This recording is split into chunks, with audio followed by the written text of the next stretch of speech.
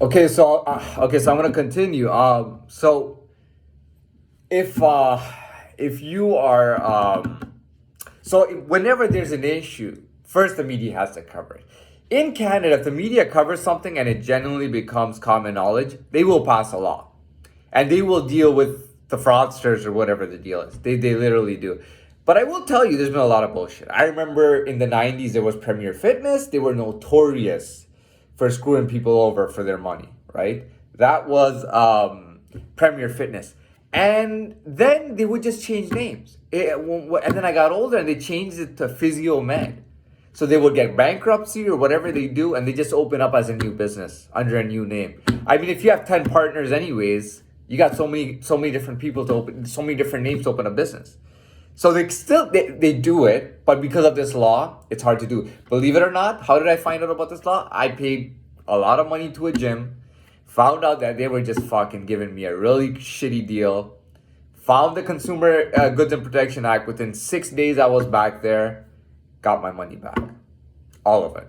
And I told them, I said, look, I said, listen, you got to give me something in writing. So they gave me like an actual piece of paper, and it said that I would be owed, I would get all my money back, blah, blah, blah, blah. And they gave me a receipt.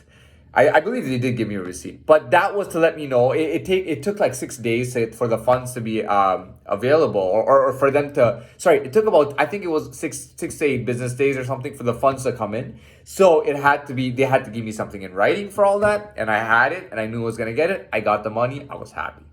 I didn't even join a gym for like a year after that or something. The point is that, okay, so that gets dealt with. Now, what I don't like is that, if I put it out there, it's like, oh shit. I hate when companies do that, or organizations. You know what I mean? Like, you're doing something that's really wrong. Like, you're taking money from the waiters and waitresses, and all over the world, they get tips. You're collecting their tips. No.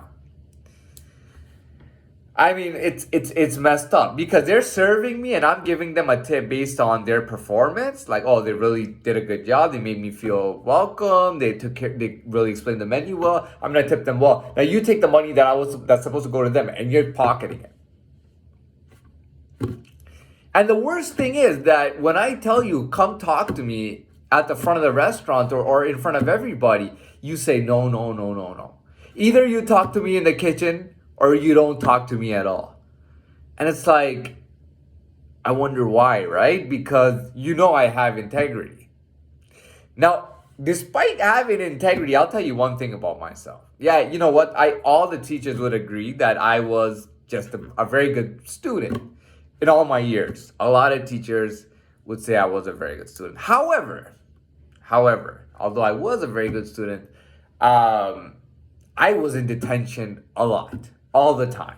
Every grade, I was always in detention.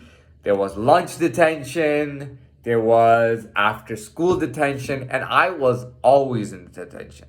I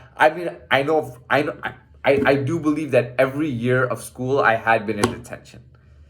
At least in my best year, I must have been in detention at least 5 or 6 times. And I'm talking even like second and third grade, right? I was always in detention. So now you might be wondering to yourself, well, if you have so much integrity, why did you go to jail? Why were you in detention all your life and whatnot? And with this question, I'm going to wrap this video up and I'm going to give the final conclusion and everything. Why did I end up in detention? Why did I end up in jail?